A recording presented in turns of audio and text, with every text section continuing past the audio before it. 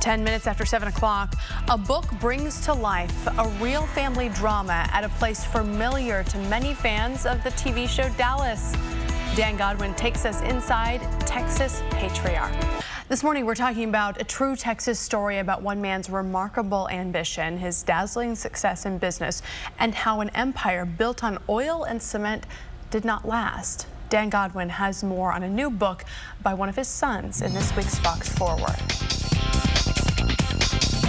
The term larger than life seems like it was invented to describe Cloyce Box. Born into Depression-era poverty in Central Texas, Box became a star receiver in the 1950s NFL and then showed an even greater talent for business, launching companies worth tens of millions of dollars. He lived lavishly, but was also famous for his generosity. Towards the end of his life, though, the immense wealth he had built started to slip away, and his four sons would discover trying to preserve what their father had created would tear the family apart. It's all chronicled in a new book called Texas Patriarch, A Legacy Lost, by Cloyce Box's youngest son, Doug Box. Thanks for coming in. Thanks, Dan. It's great to be here.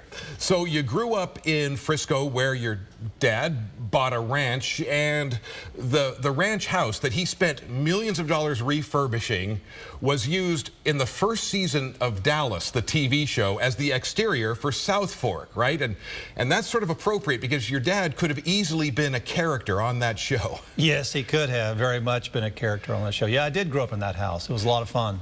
After his NFL career, he goes into business and proves himself to be incredibly successful, having first gone to law school after the NFL. What were the traits that made him so successful?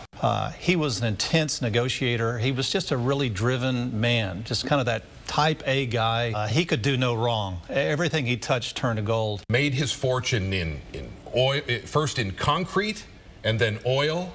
So he had this incredible run, making tens of millions, hundreds of millions of dollars in business.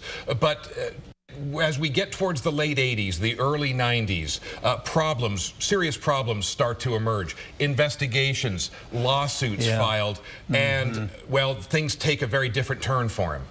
You know, Dad was just very much a product of the Great Depression, and I think a lot of his problems stemmed from the fact that he really wanted to help people.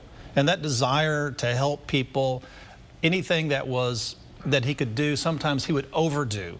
And that led him to overreach. And that's where all the litigation came in. We got embroiled in lots of lawsuits, and that was one of the problems we had with the family after my dad died, is we were trying to figure out a way to settle all this stuff. Your dad passes away 1993, unexpectedly, of a heart attack. And then the four sons, of which you're one, you try to figure out the way forward and with the business, how to proceed, and things get very contentious. They do. In essence, what happened is we were trying to settle this big lawsuit with our biggest investor. And so at some point, 3 out of the 4 brothers decided we wanted to settle that case, sell the company, and get on with our lives. And I had one brother who was vehemently opposed to that. And we lawyered up and ended up in court, which was terrible. And so that's one of the reasons why I wrote this book, to encourage families to never do stuff like that. Forgetting about all the family wealth or family business stuff, I think this is a good story because it's got everything in it. It's got oil and Texas and professional football and sibling rivalry and all that stuff.